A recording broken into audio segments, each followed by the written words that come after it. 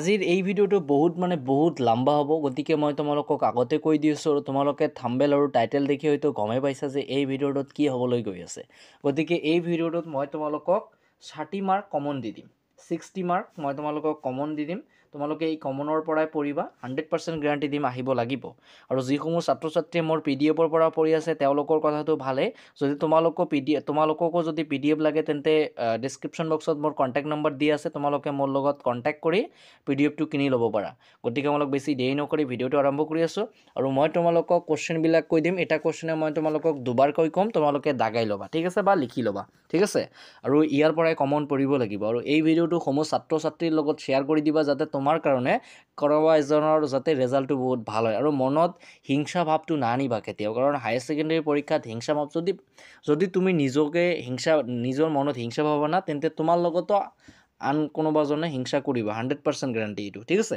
তোমালোক বেছি দেৰি নকৰি ভিডিঅ'টো আৰম্ভ কৰি আছো গতিকে সৰ্বপ্ৰথম আমালোকে পাৰ্ট এৰ কথা আলোচনা কৰিম পাৰ্ট 8 এৰ লেসন 2 নাম কি নাম তোমালোকে জানি ল'বা সেইবোৰ ক'লে আৰু ভিডিঅ' লম্বা হৈ যাব গতিকে লেসন 2 ৰ পৰা তোমালোকে পঢ়িবা সোভিয়েট সংঘৰ পৰা কোনখন দেশ প্ৰথমতে স্বাধীনতা পাইছিল আকৌ এবাৰ কৈ আছো সোভিয়েট সংঘৰ পৰা কোনখন দেশ প্ৰথমতে স্বাধীনতা পাইছিল এইটো 50% চান্স আছে আহিবৰ তাৰ পিছত তোমালোকে পঢ়িবা এই পাটৰে পৰা মিখাইল গাৰ্বাছে আৰম্ভ কৰা সংস্কাৰ দুটা কি কি মিখাইল গাৰ্বাছে আৰম্ভ কৰা সংস্কাৰ দুটা কি কি 2 মাৰ্কৰ কাৰণে আহিব তাৰ পিছত সোভিয়েট ৰাছিয়াৰ পতনৰ মূল কাৰণ কেইটা লিখা ইয়াৰ অৰ এটা আছে সোভিয়েট ৰাছিয়া কিয় ভংগ হৈছিল চাৰিটা কাৰণ লিখা আকৌ এবাৰ কৈ আছো সোভিয়েট ৰাছিয়াৰ পতনৰ মূল কাৰণ কেইটা লিখা অৰ আছে সোভিয়েট ৰাছিয়া কিয় ভংগ হৈছিল চাৰিটা কাৰণ লিখা তাৰ পিছত সোভিয়েট সংঘ ভংগনৰ ফলাফলবোৰ লিখা সোভিয়েট সংঘ ভংগনৰ ফলাফলবোৰ লিখা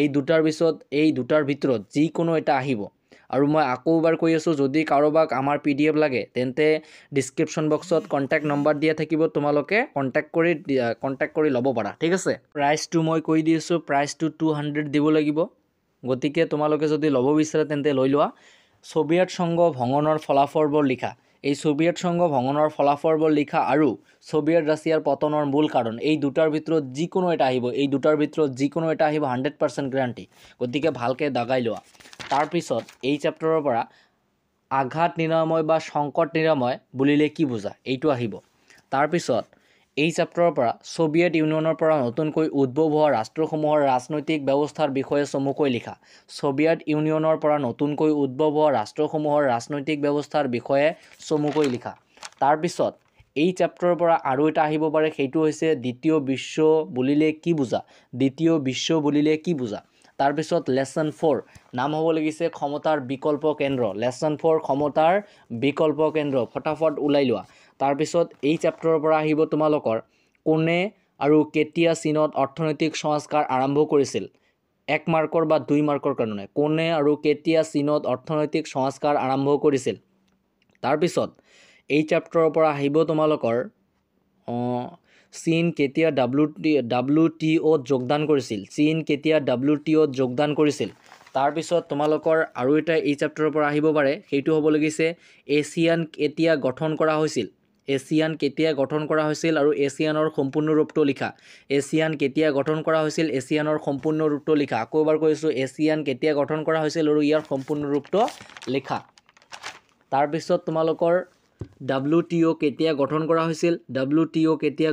হৈছিল তাৰ পিছত তোমালোকৰ এই চেপ্টাৰৰ পৰা আহিব কোনে কেতিয়া চীনত চাৰিটা বিষয়ত আধুনিকীকৰণ কৰিছিল কোনে কেতিয়া চীনত চাৰিটা বিষয়ত আধুনিকীকৰণ কৰিছিল তাৰ পিছত এছিয়ান কি ইয়াৰ মূল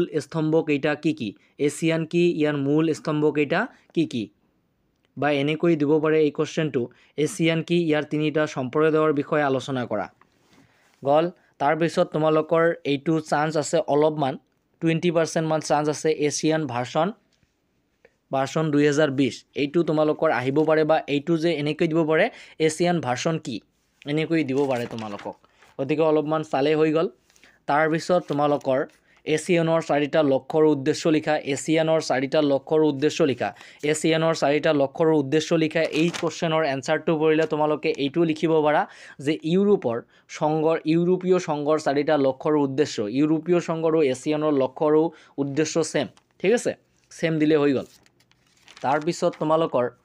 তাৰপিছত এই চেপ্টাৰটোৰ আৰু এটা আছে, সেইটো হ'ব লাগিছে ইউৰোপীয় সংঘৰ 2টা বৈশিষ্ট্য লিখা।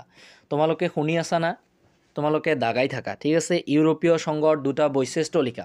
যিসমূহ ছাত্ৰ ছাত্ৰীৰ মোৰ PDF আছে সেইসমূহ কথাটো ভালে, আৰু যাৰ নাই তেওঁলোকে লিখি লোৱা, ইউৰোপীয় সংঘৰ 2টা বৈশিষ্ট্য লিখা। তাৰপিছত চেপ্টাৰ 5 সাম্প্ৰদায়িক দক্ষিণ এছিয়া।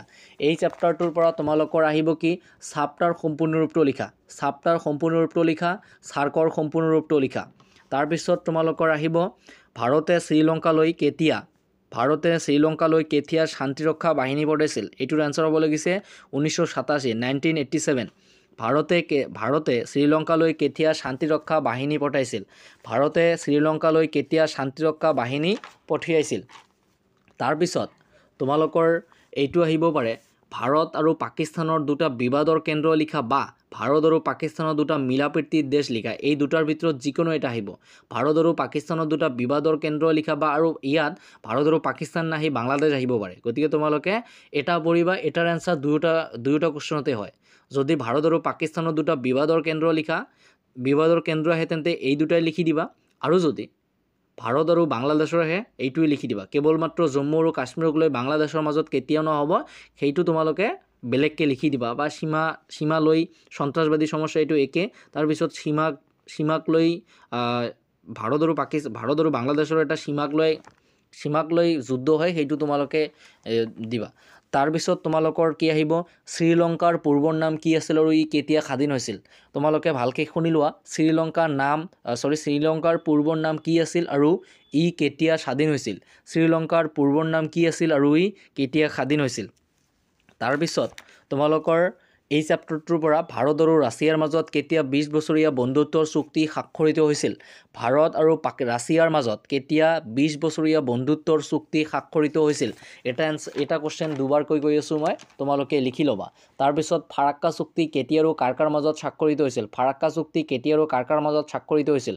কোনোবা ছাত্ৰ ছাত্ৰীয়ে যদি কয়, কোনোবা ছাত্ৰ ছাত্ৰী আছে এনেকুৱা যে ডাইৰেক্টলি কমেণ্ট কৰি দিয়ে, ছাৰ যদি আমালোক ইমানে পঢ়োঁ তেন্তে কমন কি কাৰণত লৈছোঁ। মই এটা কথাই ক'ম, যদি ভাল ৰিজাল্ট কৰাৰ ইচ্ছা আছে তেন্তে সমূহ পঢ়িব লাগিব। আৰু ইয়াত কমন মানে এই কাৰণে মই তোমালোকক দি আছোঁ, যাতে যিবোৰ কথা অলপমান নাৰ্ভাছ আছে, যিবোৰ একেবাৰে নোৱাৰে, সেইসমূহ ছাত্ৰ ছাত্ৰীয়ে যাতে পলিটিকেল ছায়েন্সত 50ৰ ওপৰত পাব পাৰে। গতিকে সেইকাৰণে কৈ আছোঁ, যদি তোমাৰ প্ৰয়োজন নাই, মোৰ কমন লোৱাৰ প্ৰয়োজন নাই, তেন্তে একো কথা নাই। তথাপিও এই বেয়া কমেণ্টবিলাক নকৰিবা, কাৰণ বেয়া কমেণ্ট কৰাৰ ফলত তোমাৰ লগে লগে আন কাৰোবাৰো লছ হৈ যায়। গতিকে নকৰিবা এনেকুৱা কমেণ্ট, ঠিক আছে। তাৰপিছত তোমালোকে এই চেপ্টাৰটোৰ পৰা এইটো পঢ়িবা, পূব পাকিস্তানৰ জনসাধাৰণে এক মুক্তি আন্দোলনৰ পথ গ্ৰহণ কৰিবলগীয়া হোৱাৰ কাৰণসমূহ আলোচনা কৰা। এইটো কোনটো কৈছে, বাংলাদেশ যে পাকিস্তানৰ পৰা ভাগ হৈ গৈছিল, সেইটো কিয় ভাগ হৈছিল। তোমালোকে এই কুৱেশ্যনটোৰ যদি মিনিং বুজা তেন্তে নিজে লিখিব পাৰিবা। তাৰপিছত তোমালোকে কি লিখিবা, তাৰপিছত 2টা কুৱেশ্যন দিম, এই 2টা কুৱেশ্যনৰ ভিতৰত যিকোনো এটা আহিব। পাকিস্তানে স্বাধীনতাৰ পৰা, এইটো নালাগে, 2টা নহয় এটাই দি আছোঁ, সেইটো হ'ব লাগিছে সাৰ্কত ভাৰতৰ ভূমিকা আলোচনা কৰা। সাৰ্কত ভাৰতৰ ভূমিকা আলোচনা কৰা।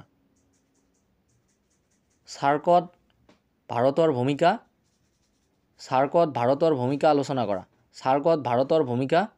আলোচনা কৰা। সাৰ্কত ভাৰতৰ ভূমিকা আলোচনা কৰা। এইটো 100% গ্যাৰাণ্টি আছে, তোমালোকে ভালকৈ পঢ়িবা। তাৰপিছত তোমালোকৰ চেপ্টাৰ 6 আহিল আন্তৰ্জাতিক সংগঠন। এইটোৰ পৰা 2টা কুৱেশ্যন দি আছোঁ, এই 2টাৰ ভিতৰত যিকোনো এটা আহিব। ৰাষ্ট্ৰসংঘৰ প্ৰথম সচিব প্ৰধান কোন আৰু বৰ্তমান ৰাষ্ট্ৰসংঘৰ সচিব প্ৰধানজনৰ নাম কি। যদি প্ৰথম আহে তেন্তে ট্ৰিকভিলি, আৰু যদি বৰ্তমান আহে তেন্তে এণ্টনিও গুটাৰেছ। এই 2টাৰ ভিতৰত যিকোনো এটা আহিব। তাৰপিছতে ভাৰতে ৰাষ্ট্ৰসংঘত কেতিয়া যোগদান কৰিছিল। তাৰপিছত ৰাষ্ট্ৰসংঘৰ প্ৰধান অংগকেইটা আৰু কি কি, এইটো আহিব পাৰে। তাৰপিছত তোমালোকৰ এইটো আহিব, সমগ্ৰ বিশ্বতে মানৱ অধিকাৰ সুৰক্ষাৰ হকে কাম কৰা 2টা বেচৰকাৰী সংস্থাৰ নাম। সমগ্ৰ বিশ্বতে মানৱ অধিকাৰ সুৰক্ষাৰ হকে কাম কৰা 2টা বেচৰকাৰী সংস্থাৰ নাম। মই আকৌ এবাৰ কৈ আছোঁ, যদি কাৰোবাক আমাৰ PDF লাগে তেন্তে PDFটোৰ দাম হ'ব লাগিছে 200 অৰ্থাৎ 200 টকা। তোমালোকে যদি কাৰোবাক লাগে তোমালোকে লৈ ল'ব পাৰা, ঠিক আছে। ডিছক্ৰিপশ্যন বক্সত কণ্টেক্ট নম্বৰ দিয়া থাকিব। তাৰপিছত এইটো 99% গ্যাৰাণ্টি আছে, এইটো অহাৰ ভাৰতক ৰাষ্ট্ৰসংঘৰ নিৰাপত্তা পৰিষদৰ স্থায়ী সদস্যৰ পদ প্ৰদান কৰিব লাগে বুলি তুমি ভাবানে? তোমাৰ উত্তৰৰ সমৰ্থনত যুক্তি দিয়া। বহুত কেইটা আছে, গতিকে এই অৰবিলাক ক'লে আৰু ভিডিঅ' লম্বা হৈ যাব, গতিকে মই অৰবিলাক নকম, তোমালোকক মই কৈ দিম। কেৱল মাত্ৰ এটাই কৈ আছোঁ, এই কুৱেশ্যনটো আহিব, ঠিক আছে। ভাৰতক ৰাষ্ট্ৰসংঘৰ নিৰাপত্তা পৰিষদৰ স্থায়ী সদস্যপদ প্ৰদান কৰিব লাগে বুলি তুমি ভবানে? তোমাৰ উত্তৰৰ সমৰ্থনত যুক্তি দিয়া। তাৰপিছত এই যদি এইটো নাহে তেন্তে এইটো আহিব, ৰাষ্ট্ৰসংঘৰ সদস্যপদ লাভ কৰিব হ'লে কি কি অৰ্হতা থাকিব লাগে। এই কুৱেশ্যনটোৰ এনচাৰ আৰু এই কুৱেশ্যনটোৰ এনচাৰ একেবাৰে ছেম, হুবাহু। কিন্তু তোমালোকে অলপমান ব্ৰেইন খাটাই লিখিব লাগিব। যদি লিখিব নোৱাৰা তেন্তে হাই ছেকেণ্ডেৰী পৰীক্ষা দিবলৈ নাযাবা, কাৰণ লিখিব লাগিব, লিখিব জনাৰ দৰকাৰ আছে। তাৰপিছত তোমালোকৰ এই চেপ্টাৰটোৰ পৰা এইটো পঢ়িব লাগে, ৰাষ্ট্ৰসংঘৰ 4টা লক্ষ্য আৰু উদ্দেশ্য। ৰাষ্ট্ৰসংঘৰ 4টা লক্ষ্য আৰু উদ্দেশ্য। তাৰপিছত তোমালোকক এইটো পঢ়িবা যে ৰাষ্ট্ৰসংঘৰ সচিব প্ৰধানৰ 2টা কাৰ্য লিখা। ৰাষ্ট্ৰসংঘৰ সচিব প্ৰধানৰ 2টা কাৰ্য লিখা। ৰাষ্ট্ৰসংঘৰ সচিব প্ৰধানৰ 2টা কাৰ্য লিখা। তাৰপিছত চেপ্টাৰ 7 আহিল, সাম্প্ৰতিক বিশ্বৰ নিৰাপত্তা। এইটো চেপ্টাৰৰ পৰা তোমালোকক একেবাৰে কনফিউজ কৰা কুৱেশ্যন দিব। সেইটো হ'ব লাগিছে তোমালোকৰ, যিটোত মই 50% গ্যাৰাণ্টি দিম, প্ৰব্ৰজনকাৰী আৰু শৰণাৰ্থীৰ মাজৰ পাৰ্থক্য লিখা। প্ৰব্ৰজনকাৰী আৰু শৰণাৰ্থীৰ মাজৰ পাৰ্থক্য লিখা। প্ৰব্ৰজনকাৰী আৰু শৰণাৰ্থীৰ মাজৰ পাৰ্থক্য লিখা। প্ৰব্ৰজনকাৰী আৰু শৰণাৰ্থীৰ মাজৰ পাৰ্থক্য লিখা, এইটো আহিব। তাৰপিছত নিৰাপত্তা বুলিলে কি বুজা? নিৰাপত্তা বুলিলে কি বুজা, এইটো আহিব। তাৰপিছত 100% গ্যাৰাণ্টিৰ এটা কুৱেশ্যন আছে, বিশ্ব দৰিদ্ৰতাই কি বুজায়? বিশ্ব দৰিদ্ৰতাৰ বিষয়ে চমুকৈ লিখা। আছে 2টা, বিশ্ব দৰিদ্ৰতাই কি বুজায়? দৰিদ্ৰতা বুলি যদি কোনো লং কুৱেশ্যন থাকে তেন্তে এইটো এনচাৰ লিখি দিলে হৈ গ'ল। এনচাৰ কোনটো তোমালোকে বাহিৰ কৰি ল'বা, এনচাৰ কৰাটো সম্ভৱ নহয়। আৰু এনচাৰ যদি পাবলৈ লাগে তেন্তে মোৰ লগত কণ্টেক্ট কৰিব লাগিব আৰু মোৰ PDF ল'ব লাগিব। PDFৰ প্ৰাইচ হ'ব লাগিছে 200। বিশ্ব দৰিদ্ৰতাই কি বুজায়? বিশ্ব দৰিদ্ৰতাৰ বিষয়ে চমুকৈ লিখা। বিশ্ব দৰিদ্ৰতাই কি বুজায়? বিশ্ব দৰিদ্ৰতাৰ বিষয়ে চমুকৈ লিখা। বিশ্ব দৰিদ্ৰতাই কি বুজায়? বিশ্ব দৰিদ্ৰতাৰ বিষয়ে চমুকৈ লিখা। 100% গ্যাৰাণ্টি আছে। তাৰপিছত তোমালোকৰ এইটো পঢ়িবা তোমালোকে, অপৰম্পৰাগত নিৰাপত্তা বা মানৱীয় নিৰাপত্তা বা জননিৰাপত্তা বুলিলে কি বুজা? অপৰম্পৰাগত নিৰাপত্তা বা মানৱীয় নিৰাপত্তা বা জননিৰাপত্তা বুলিলে কি বুজা? মানৱীয় নিৰাপত্তাৰ প্ৰতি ভাবুকি সৃষ্টি কৰা 3টা উৎস লিখা, 3টা উৎস উল্লেখ কৰা। 100% গ্যাৰাণ্টি আছে এইটোৰো, ঠিক আছে। তাৰপিছত তোমালোকৰ এইটো লিখিবা, এইটো কুৱেশ্যন লিখি লোৱা, সন্ত্ৰাসবাদী সমস্যা নিৰ্মূলৰ বাবে কেইটামান ব্যৱস্থা উল্লেখ কৰা। সন্ত্ৰাসবাদী সমস্যা নিৰ্মূলৰ বাবে কেইটামান ব্যৱস্থা উল্লেখ কৰা। তাৰপিছত তোমালোকৰ এই চেপ্টাৰটোৰ পৰা এইটো লিখি লোৱা, ক্ষমতাৰ ভাৰসাম্যতাৰ উপাদানবোৰ কি কি? ক্ষমতাৰ ভাৰসাম্যতাৰ উপাদানবোৰ কি কি? ক্ষমতাৰ ভাৰসাম্যতাৰ উপাদানবোৰ কি কি? বা এনেকৈ দিব পাৰে, এখন দেশে ক্ষমতাৰ ভাৰসাম্যতা কিদৰে ৰক্ষা কৰিব পাৰে? এখন দেশে ক্ষমতাৰ ভাৰসাম্যতা কিদৰে ৰক্ষা কৰিব পাৰে? বা কুৱেশ্যনটো আকৌ এবাৰ কৈ আছোঁ, দুয়োটাই, এখন দেশে ক্ষমতাৰ ভাৰসাম্য কিদৰে ৰক্ষা কৰিব পাৰে। তাৰপিছত আছে ক্ষমতাৰ ভাৰসাম্যৰ উপাদানবোৰ কি কি? তাৰপিছত চেপ্টাৰ 8 আহি গ'ল, পাৰিপাৰ্শ্বিকতা আৰু প্ৰাকৃতিক সম্পদ। এইটোৰ প্ৰথম যিটো প্ৰশ্ন আছে, ধৰতী সন্মিলন বা ভূশীৰ্ষ সন্মিলন বা ৰিঅ' সন্মিলন কি? ধৰতী সন্মিলন বা ভূশীৰ্ষ সন্মিলন বা ৰিঅ' সন্মিলন কি? এইটোৱে আহিব তোমালোকৰ, এইটো আহিব মানে আহি বহি আছে। তাৰপিছত তোমালোকে লিখিবা এইটোৱে যে খিলঞ্জীয়া লোক সম্পৰ্কে ৰাষ্ট্ৰসংঘৰ ধাৰণাটো লিখা। খিলঞ্জীয়া লোক সম্পৰ্কৰ ৰাষ্ট্ৰসংঘৰ ধাৰণাটো লিখা। খিলঞ্জীয়া লোক সম্পৰ্কে ৰাষ্ট্ৰসংঘৰ ধাৰণাটো লিখা। তাৰপিছত তোমালোকে এইটো লিখিবা, উমৈহতীয়া সম্পদ কি? উমৈহতীয়া সম্পদ কি? উমৈহতীয়া সম্পদ কি? উমৈহতীয়া সম্পদ কি? বা এইটো যদি নিদিয়ে তেন্তে এইটো আহিব, সম্পদৰ ভূ ৰাজনীতি বুলিলে কি বুজা? সম্পদৰ ভূ ৰাজনীতি বুলিলে কি বুজা আৰু উমৈহতীয়া সম্পদ মানে কি? তাৰপিছত তোমালোকে পৰিৱেশ সংৰক্ষণৰ লগত জড়িত এটা আন্দোলনৰ নাম লিখা। এনচাৰটো হ'ব লাগিছে চিপকো আন্দোলন, 1972 চনত হৈছিল, 1972। পৰিৱেশ সংৰক্ষণৰ লগত জড়িত এটা আন্দোলনৰ নাম লিখা। চিপকো আন্দোলন 1972। তাৰপিছত তোমালোকৰ বহনক্ষম উন্নয়ন কি? এইটো পঢ়ি ল'বা। তাৰপিছত গোলকীয় উষ্ণতা বৃদ্ধি ৰোধ কৰিবৰ বাবে কেইটামান উপায় লিখা। গোলকীয় উষ্ণতা বৃদ্ধি ৰোধ কৰিবৰ বাবে কেইটামান উপায় লিখা। তাৰপিছত এই চেপ্টাৰৰ পৰা তোমালোকে উমৈহতীয়া অথচ পৃথকী দায়বদ্ধতা মানে কি চমুকৈ আলোচনা কৰা। উমৈহতীয়া অথচ পৃথকী দায়বদ্ধতা কি চমুকৈ আলোচনা কৰা। তাৰপিছত তোমালোকৰ এই চেপ্টাৰৰ পৰা আৰু পঢ়িব নালাগে। তাৰপিছত তোমালোকৰ চেপ্টাৰ আহিব 9 বিশ্বায়নৰ পৰা প্ৰথম যিটো কোৱেশ্চন থাকিব সেইটো হ'ব লাগিছে বিশ্বায়ন বা গোলকীকৰণৰ দুটা কাৰণ লিখা। তাৰপিছত তোমালোকৰ যিটো কোৱেশ্চন থাকিব সেইটো কোৱেশ্চন হ'ব লাগিছে কি বিশ্বায়নৰ অৰ্থনৈতিক পৰিণতিসমূহৰ বিষয়ে চমুকৈ লিখা। বিশ্বায়নৰ অৰ্থনৈতিক পৰিণতিসমূহৰ বিষয়ে চমুকৈ লিখা। বিশ্বায়নৰ অৰ্থনৈতিক পৰিণতিসমূহৰ বিষয়ে চমুকৈ লিখা। বিশ্বায়নৰ অৰ্থনৈতিক পৰিণতিসমূহৰ বিষয়ে চমুকৈ লিখা।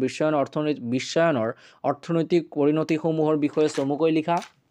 তাৰপিছত এইটো কোৱেশ্চন থাকিব পাৰে তোমালোকৰ বিশ্বায়নৰ ৰাজনৈতিক ফলাফলৰ বিষয়ে আলোচনা কৰা। তাৰপিছত তোমালোকৰ যিটো থাকিব পাৰে সেইটো হ'ব লাগিছে কি বিশ্বায়ন বা গোলকীকৰণৰ সপক্ষে আৰু বিপক্ষে দুটাকৈ যুক্তি দিয়া। এইটো 95% চান্স আছে আহাৰ, গতিকে তোমালোকে ভালকৈ লিখিবা। আৰু যদি এই কোৱেশ্চনটো ওলোটাকৈ দিয়ে তেন্তে আহিব কি বিশ্বায়নৰ ইতিবাচক আৰু নেতিবাচক দিশ উল্লেখ কৰা। তাৰপিছত এই চেপ্টাৰটোৰ পৰা তোমালোকৰ এইটো পঢ়িবা ভাৰতত বিশ্বায়নৰ বিৰুদ্ধে আৰম্ভ হোৱা প্ৰতিবাদ সম্পৰ্কে চমুকৈ আলোচনা কৰা। মই আগতে এটা কথা কৈ দিছোঁ, যদি কোনোবা ছাত্ৰ ছাত্ৰী এই ভিডিঅ'টোত কমেণ্ট কৰে যে ছাৰ আমালোক যদি ইমানেই পঢ়োঁ তেন্তে কমন লোৱাৰ দৰকাৰটা কি আছে, আমাৰ দৰকাৰটো নাই। গতিকে মই তোমাক ক'ম বাবা, তোমাৰ যদি দৰকাৰ নাই তেন্তে তুমি দেখাৰ দৰকাৰ নাই। তোমাৰ লগে লগে আন কাৰোবাৰ অসুবিধা হ'ব এইটো মই নাচাওঁ। তোমাৰ যদি সকলোবোৰ পঢ়াৰ দৰকাৰ আছে তেন্তে ভাল কথা, তুমি সকলোবোৰ পঢ়ি লোৱা। তেন্তে তোমাৰ দৰকাৰ নাই বাবে যে তুমি আনৰ অপকাৰ কৰিবা, সেইটো কৰিব নালাগে। তোমাৰ নালাগে, তুমি দেখাৰ দৰকাৰ নাই। মই নক'ম যে তুমি দেখাৰ দৰকাৰ নাই তোমাৰ। তাৰপিছত এই চেপ্টাৰটোৰ পৰা তোমালোকে আৰু এটা পঢ়িবা, সেইটো হ'ব লাগিছে তোমাৰ 1991 চনত ভাৰতে নতুন অৰ্থনৈতিক নীতি গ্ৰহণ কৰাৰ কেইটামান কাৰণ। 1991 চনত ভাৰতে নতুন অৰ্থনৈতিক নীতি গ্ৰহণ কৰাৰ কেইটামান কাৰণ উল্লেখ কৰা।